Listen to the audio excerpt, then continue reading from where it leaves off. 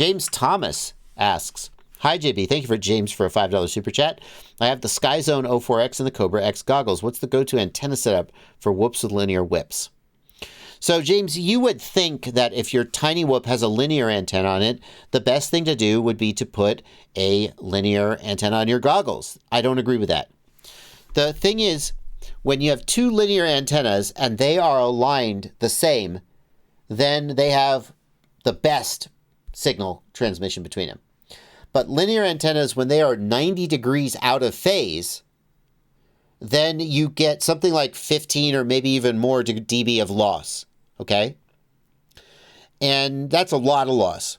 And the problem is that the antenna on your quadcopter is not in a fixed orientation. It is constantly moving all over the place.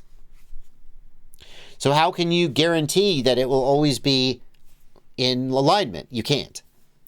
So what I like to do is I run circular antennas on my goggle.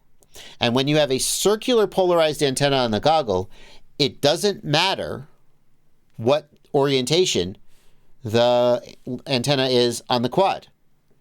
Now, when you have a circular on the goggle and a linear on the quad, then you get a small amount of loss all the time.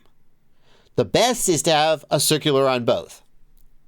But I'll take a small amount of loss all the time over sometimes having a huge amount of loss, which is what you have if you have dual linear. It's Blunty points out that if you're racing, just consider removing the antennas. Now, Blunty is talking about the antennas on your goggles. The reason for that is that when you're racing in an indoor environment, you can get a really high noise floor with a lot of multipathing, and taking the antennas off your goggles decreases the sensitivity of your receiver and will sometimes push that noise down below the noise floor of the receiver, meaning that you get a cleaner signal. You get a weaker signal, but a cleaner signal, which sometimes in an indoor environment, a whoop environment, can be preferable.